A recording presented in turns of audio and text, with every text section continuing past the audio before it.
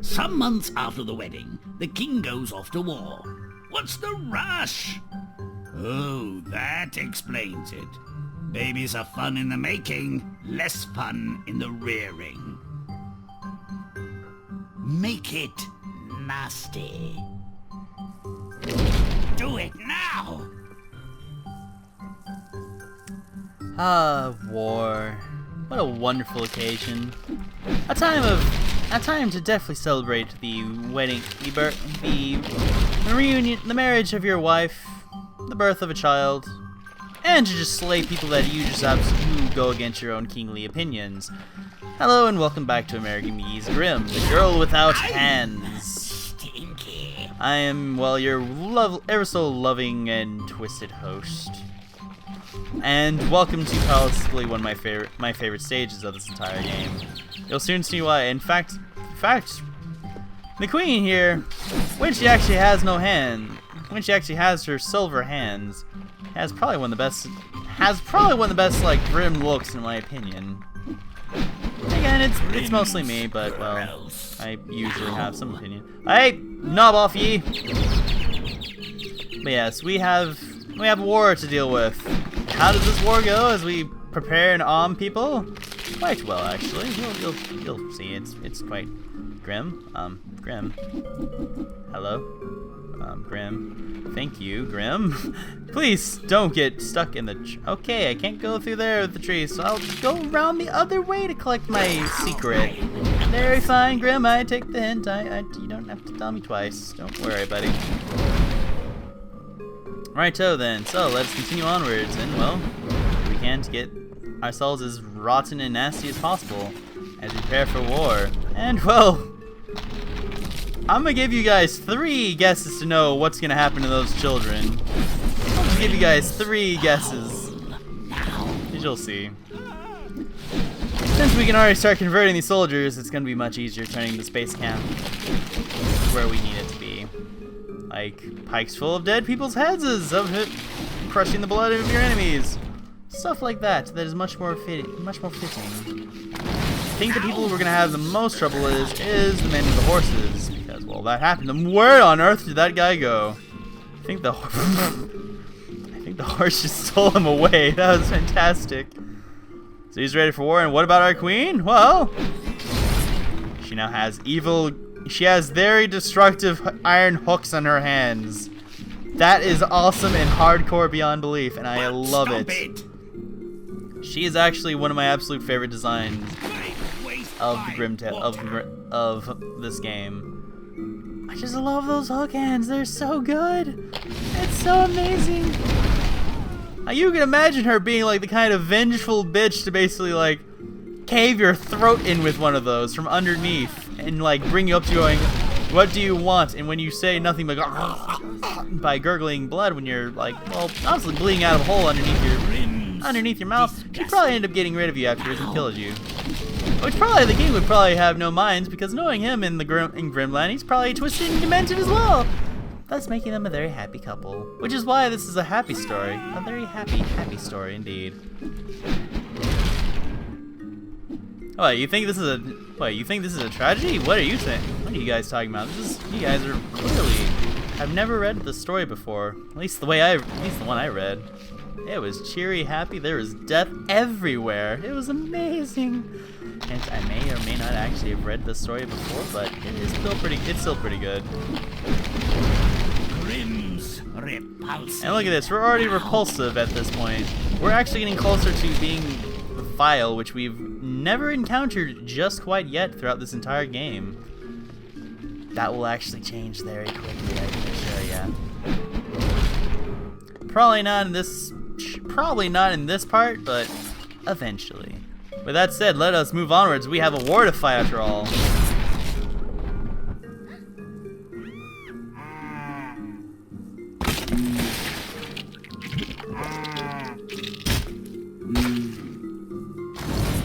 So deliciously gross. I am suddenly speechless. Even 1,000 words couldn't capture it. And if you thought that, hey, We'll murder those children to get to the war. You were completely right. And this wasn't the scene I thought it was, but it was the absolutely next scene. So let's continue on to the best part of Girl Without Hands. Lucifer has more in store for these creatures. He switches the king's love letter with instructions to execute the queen. Switches the letter? Oh, please. Heaven forfend. Gee, Satan, can't you get darker than that? Make it nasty. Let's move.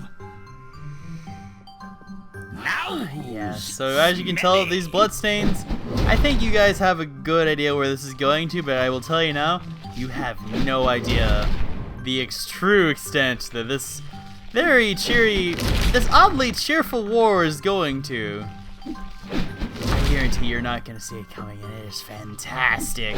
This is why I fell in love with this game. Actually, like I was liking the game already when I first got this game, but when I got to this part and saw the twist behind it, I basically fell in love with it. Like it was official at that point. So now we have soldiers. Now we actually have soldiers fighting. The main cleaners of this are the actual enemy soldiers. That's fair enough. And notice it's already beginning to rain. Just starting to slightly rain. Kind of bizarre, not expected. But I mean, like, it makes for a more cinematic and, if not, dare I say, dramatic viewpoint. Because, well, most wars, when they're in their most dramatic zenith, begin to rain. Because it's very symbolic. It's very symbolic and, well, very thematic at that point, I should say. More importantly, it's memorable, I think, is also what I'm going for. There's a few things I'm going for, but in the meantime, we're gonna basically make some bone pyres, some other things, and perhaps you will see the true face of this wall. I can get more things true, and I will say, I actually do. I really do. These bloodstained hills are about to get a little bit more fun.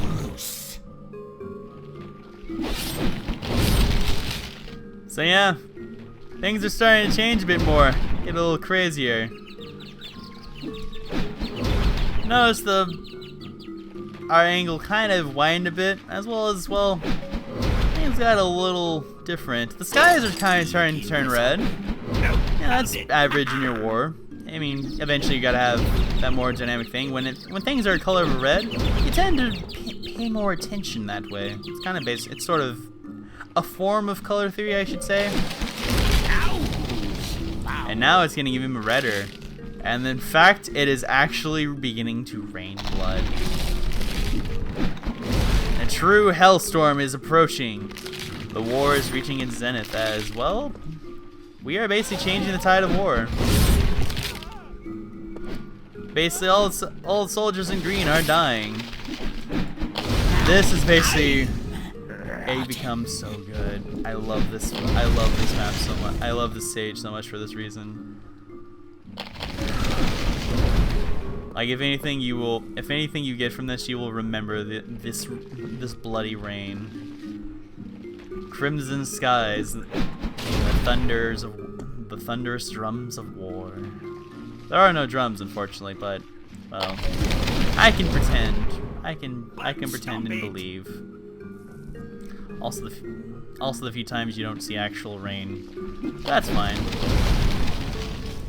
In the meantime, we will just continue on making this war much more pleasing and very fitting of its blood-stained and blood-soaked lands. Excuse me. Oh, sorry. I figure you're off on your murdering of people. Oh, wait. Someone was trying to clean here, I suspect. They should all be either dying or dealing with war or running straight to their deaths in this war. That is one of the three fates that you have to have here. If you are not, then clearly you are doing war wrong. Like that man who's already dead right there, being impaled repeatedly with his corpse. Because, well, yes. Very much yes. And I believe I may be seeing this last part, or imagining it, but it looks like basically the rain gets heavier as you go on, which is really, really good, in my opinion. Kind of very clever that they do that. Plus, eventually there's just so much rain, lightning, and shades of red everywhere. You almost can't see much out of it. That's almost like real war, where there's so much going on that you eventually lose sight of everything. It's beautiful in my opinion. I mean, yeah, we're gonna eventually have to turn the devil insane everyone back to their Grimm counterparts, but just before I do that, I'm gonna just give you guys a moment to take this sight, this wondrous sight in, really. As Grimm pisses, of course. This wondrous sight of death and dismemberment. And now, the coup de grace. See, Satan? That's how it's done, you milquetoast petty waste, you pathetic excuse for an evildoer, you slimy, stupid little... And badmouth Satan long enough, he will kick you in the face, fun fact. Either way, we will continue onwards to the next scene, like now.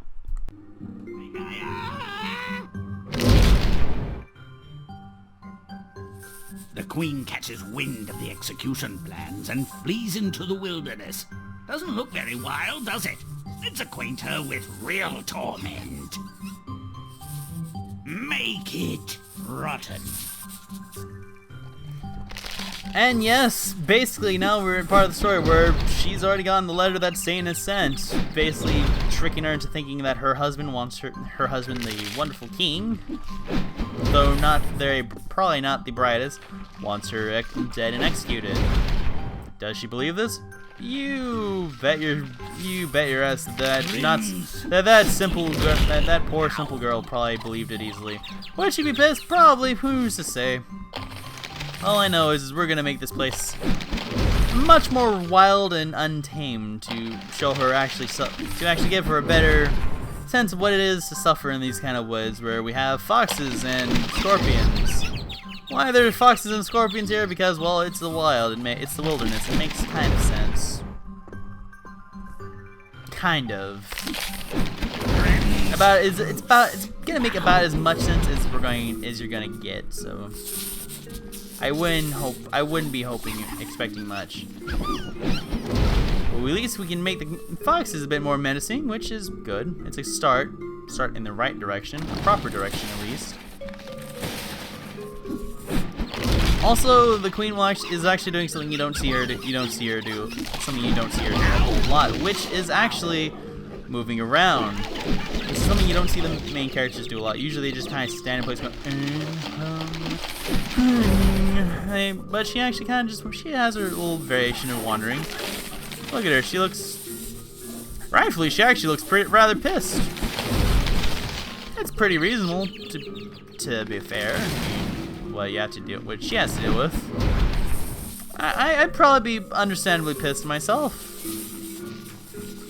Right now I gotta deal with those scorpions. These scorpions can be kind of annoying bastards, to be fair, because of the stuff they do. Thankfully, we do have the power of foxes. That do make life a bit easier. And now, finally, we can actually start making these scorpions work for us, which is going to be fantastic and allow me to get my work out of the way. Also, there's already the beginnings of a fine red mist hovering under, just under the surface, which is actually pretty cool. You'll remember this hellhole much sooner this way. Oh, look at it. They're all looking so angry and agitated and stuff. It's actually pretty lovely, really. But yes. We'll just get a few last touches here, get rid of that one scorpion, and change the waterfall to see what is exactly in store for us. Hint, hint, probably more stuff. I mean, I already know. But we'll find out. You'll find out now. An angel rescues the hapless queen from the wilderness. Where was she when the Queen's hands were getting lopped off? The logic stinks. Well, no matter. Let's make sure this isn't an easy way out. Make it nasty. But stomp it. So yes, a bit of an appended version, we now have, well, angels that basically rescued the queen. Also, these platforms don't always stay, so a lot of them just kind of fall out of nowhere.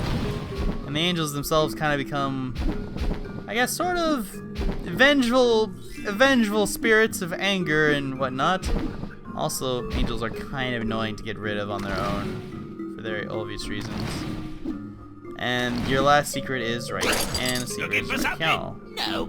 It's actually pretty. This is actually pretty short, relatively speaking. Seriously, why the late save? I mean, you guys could have done something before she got the job.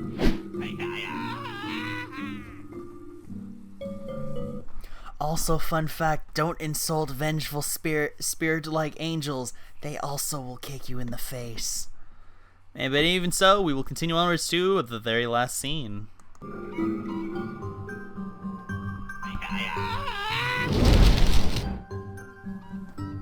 Stupid angel.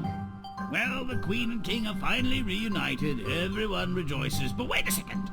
Her numbskull father shouldn't get away with his cruelty. Let's make this a reunion to remember. Make it rotten. So yes, welcome back to the windmill, to the mills. This time we're going to, well, make the girl without hands father, well, we're gonna make her paint. She doesn't really have a name, which is rather unfortunate. What? Hello? I don't know about you, but I feel I shouldn't be here. Yeah, actually, I feel like I definitely do not actually belong here. I think I'm actually past the boundaries of the map. Am I able to get back over there, I wonder? Oh dear. How can, well then, I think I am actually trapped, so, I will see you guys back at the beginning of this stage then, so, I'll be right back. Right then, we're back, so, I'm staying the hell away from this windmill in the meantime, because, I don't want that to happen. That was very bizarre. I've never seen that happen before. I don't know if that was intentional or just glitched through the invisible wall. Even so, that was. Let's just make sure that just doesn't happen again, which is easier said than done given this stage.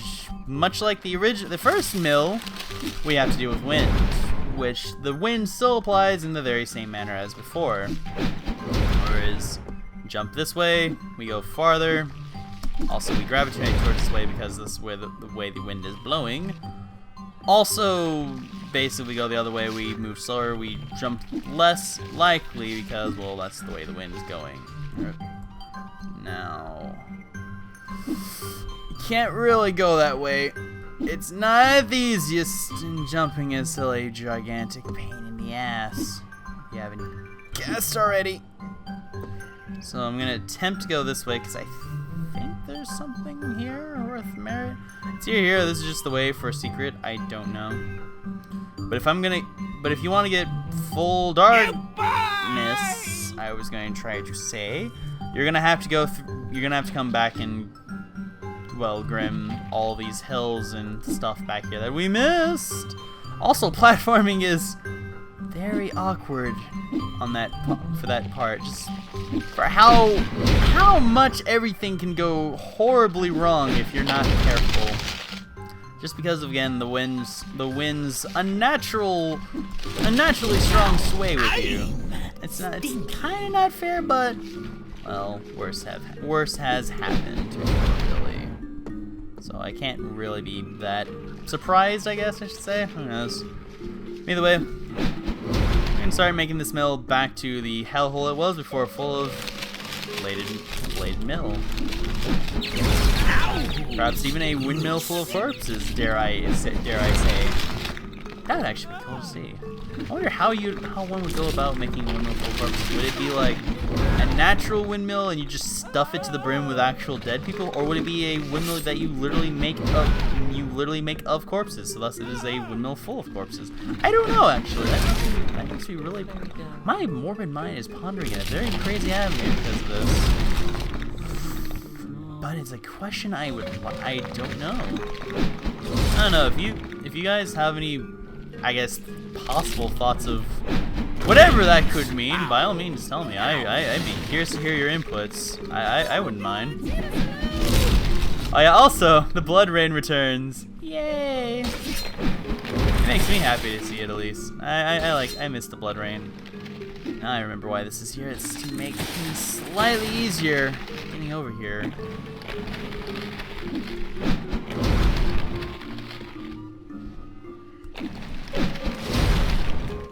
Alright, so now we got this section out.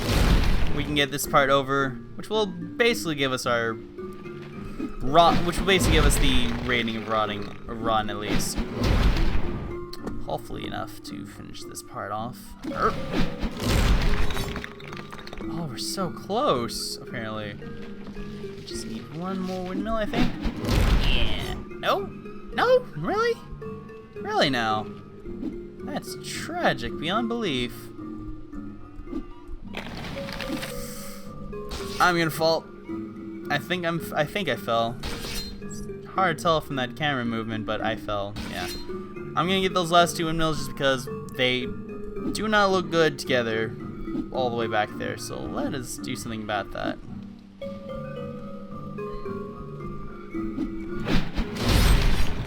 There you go. There you go. Now you're much better. Now let's make our way back over there and fix all of this mess. So we'll be done. We can see you, and then, well, we'll see the revised. Jesus Christ, that still gives me a heart. That jump always scares me because I always mess up on that jump because of, well, the terror of the wind messing me up, ruining my game. Also, those two are gone. Cleaners be gone. Now look at that windmill. These windmills are actually looking much, much cleaner. By cleaner, I mean much more horrifying and, well, probably something where you could probably throw a dead body into and just get the equivalency of a wood chipper effect. Nothing but just little bits of blood and giblets just flying about. That's kind of interesting to see. I think cows are flying around and are being torn apart from the inside against the windmills, like so. Hey, what do you know? It's like a terrible Christmas miracle. I love it. All right. So now let's get these last bits of the area finished. Don't be good. And I guess with the end of this scene, this will be the end of The Girl Without Hands. And well, I've been your host, Genesis013. Stomp it. And after this, I'll see you guys in the next tale, and I will leave Grimm to tell you the dark tale. Take care, everyone. Let's give her a hand. She needs it for her profound contribution to righteous retribution. Dancing in the rain, despite my migraine, blood's oozing all over, I'm ecstatic again. Oh yeah! La-di-da-da, la-di-da-di-da, la-di-da, la-di-da-da, woohoo!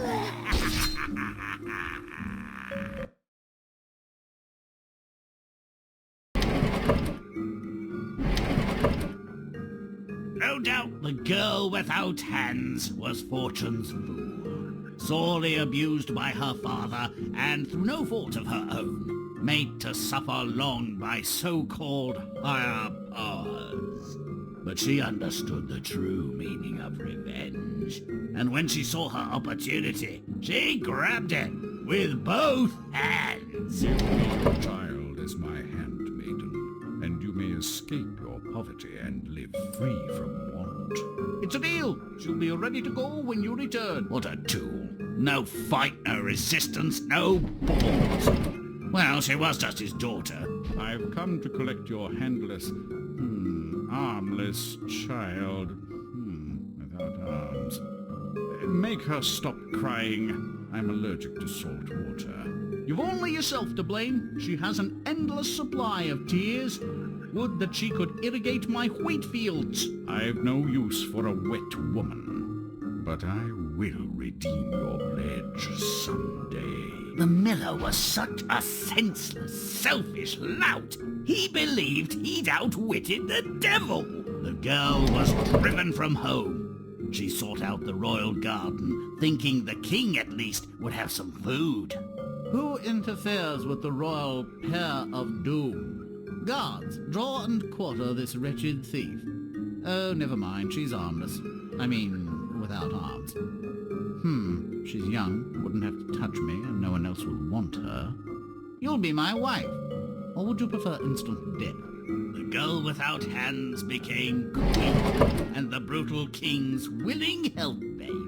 Vicious is as vicious does, I say. Once she produced an heir, he left her in charge when he toddled off to quell a citizen rebellion, murder some peasants, or execute recalcitrant enemies. The devil, altering one of the king's letters home, ordered the queen's execution. Nice work. The queen, motivated by the dire, if faulty, intelligence that she was next on the to-be-dispatched list, hastily made it out of the palace.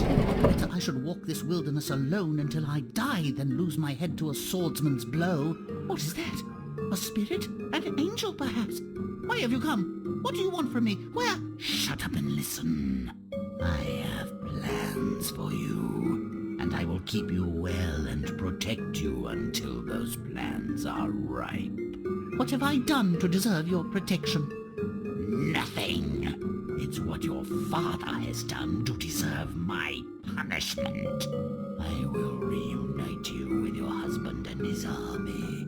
You all will be my instruments of revenge. Finally, a parent will get what he so richly deserves. Thank you, spirit, or whatever you are. She knows that's got to hurt. I never heard the expression, an arm for an arm, but I'm certain it's been said. The world looks no better once justice has been served. Nor no worse either. Perhaps that's just as well. Cruelty, selfishness, and abuse are never excised nor redeemed in a single generation. May all our stories end so well. Until next time.